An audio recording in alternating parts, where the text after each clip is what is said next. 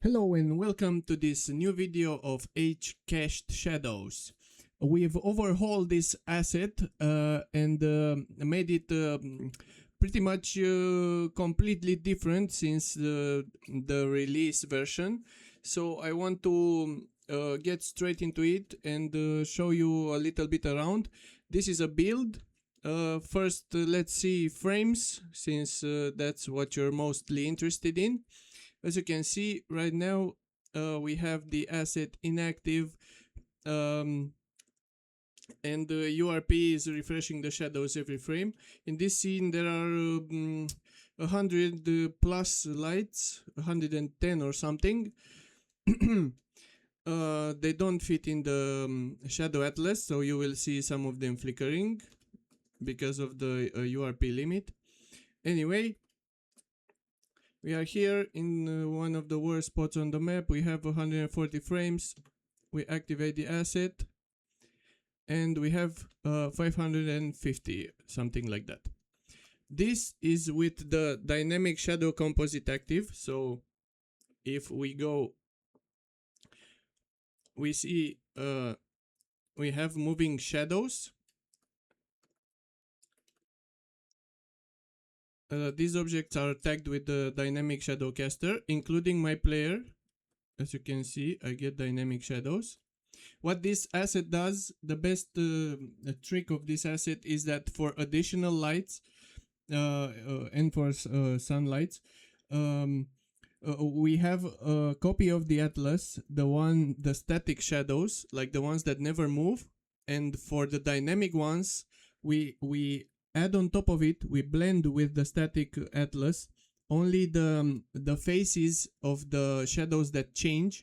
Like we add dynamic casters on top of it and never redraw the fully cached static atlas.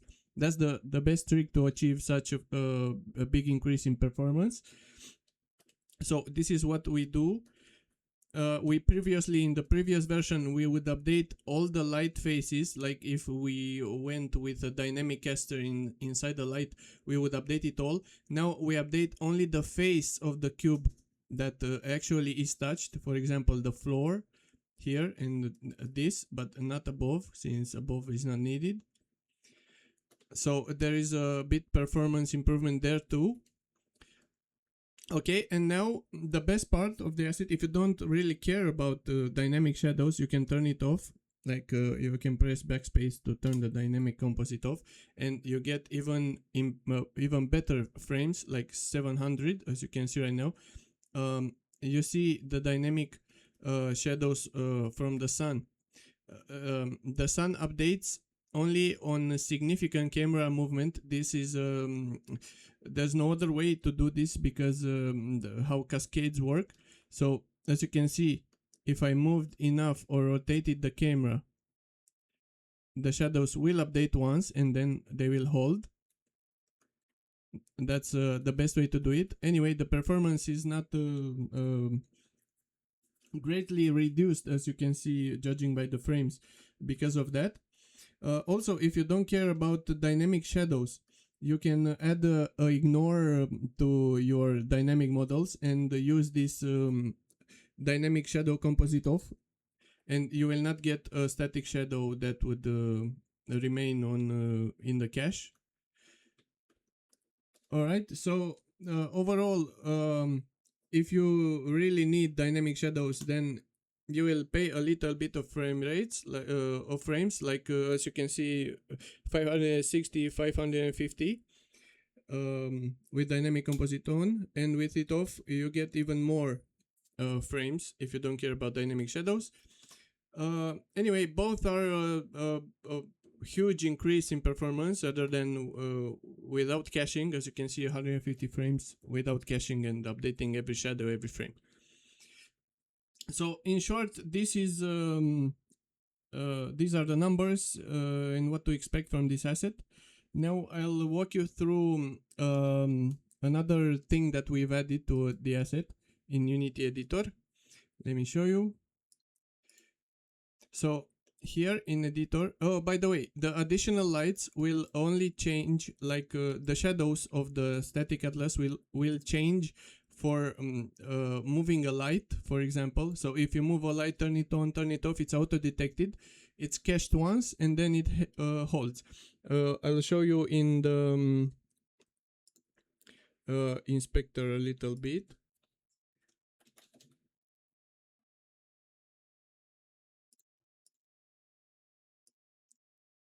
As you can see, this is the renderer. We have this cache shadows render feature. So if you look around here, we have for additional lights cache and hold. We have this information here, so you understand how it works. Also for directional lights on significant camera movement, like I showed you, there's no other way because the sun cascades must update. Also for additional lights, we can limit how many lights shadow slices are re-rastered. So you will not pay for all of them at once unless you turn this off. But just keep it on, and with this default, it's looking great. And one more thing that most people in URP encounter is the fact that URP has this limit. Let me put the console here too. The limit of the shadow slots. In URP, by default, is 250 shadow maps. A point light will have 6 because it's a 6 cubed light, and the spotlight will have 1. So basically, you are limited to something like 40 something point lights in a scene before Unity reduces it to fit the atlas. And with this update, we bring in a new fighter called the Cache Shadows URP forker. To find it, you go into the project. Let me show you here. You go into the project, Cache Shadows config, and you click this. This is do this at your own risk. Not risk, but more inconvenience, because this forks the URP config package, so it won't be stock from URP. You basically copy it in packages, and you can override some settings. And with this, you can first click to fork the URP config. Let me do just that, and you get this warning here, exactly with what I said. You will copy in packages, so you can override some URP settings. You fork.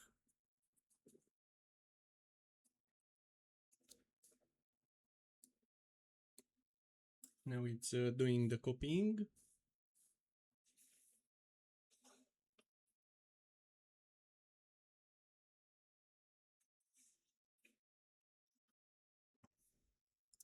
So as you can see, we forked it. Now we unlocked these options. We can, with this forker, we can increase to 512 instead of 256 shadow maps. And we can also override the shadow atlas from Unity from 8K maximum to 16K. That's like 4 times more space for shadows in the atlas. So that will give you much better shadows and more space. But of course there will be an increased use of VRAM. But think of it like if you were to bake light maps, you would still have a memory overhead for the shadow maps. So I'd say this is acceptable because it's basically the same thing. If you baked 4 8K light maps to get crisp shadows, you can do the same for the real-time shadows that are cached. And now you can click to apply them. Then you get this warning. This needs a Unity restart. For this 256 to 512 change, I'll do apply only, so I don't restart Unity twice. These settings take effect after Unity restart, otherwise you will see some cached artifacts. So it's going to override it now. It's basically doing it in shaders. So now we applied the 552. Wait, the domain is reloading. And as you can see now, it doesn't say 256 anymore, it says 512. So you have now double the shadow map space, shadow slot space. Now we can also apply, it will, this asset, this config fork will override will find your URP assets and override the shadows to 8K, to 16K. Let me open a URP asset. So this is the one I use. Let's put it here. As you can see, the main light shadow resolution, the additional light shadow resolution is at 8K. That's the maximum. And then we can click this and we do apply and restart this time. Let's wait for the restart.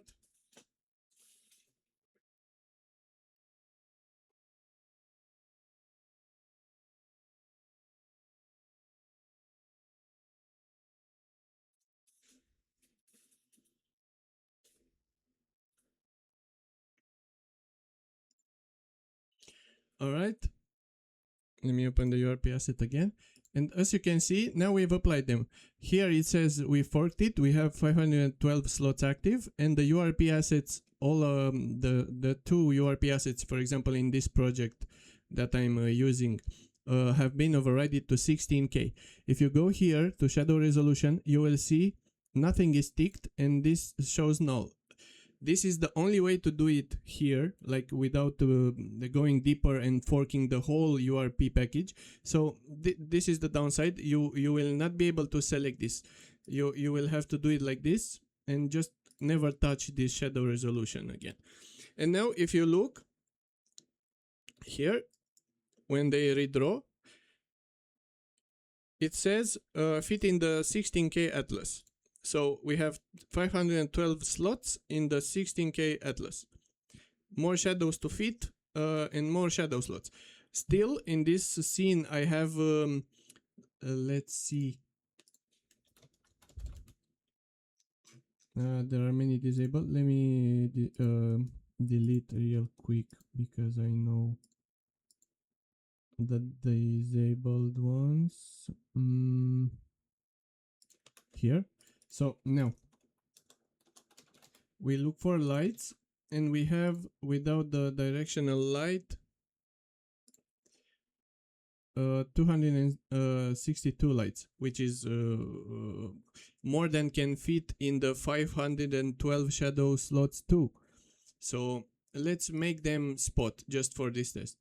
So they all fit. One slot, it's over the 256 limit, so you will see now no shadow will get redrawn. Let me also adjust this so we can actually see shadows. All right. Oh wait, there are still.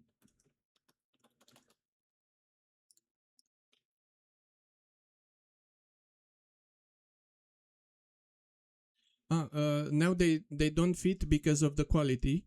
So as you can see now, we have 250 these shadow maps basically.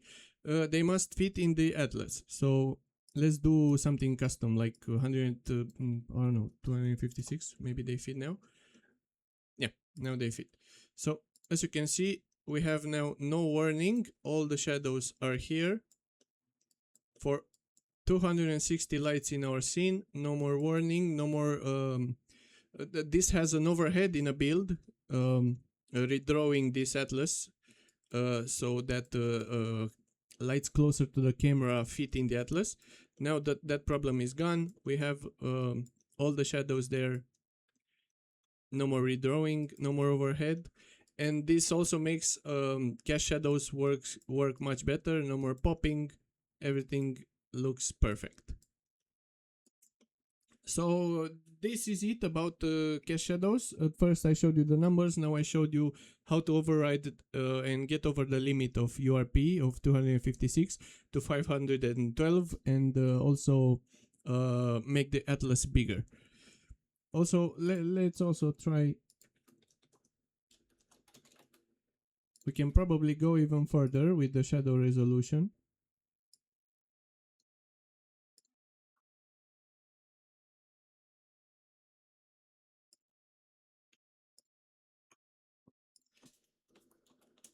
Or maybe not.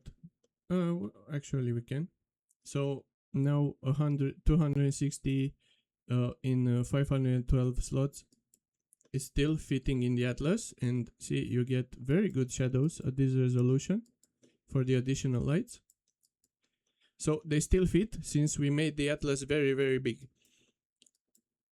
Okay, so this is it. If you like the asset and helps with your project, don't forget to leave us a good review. I'll see you on the next one. Cheers.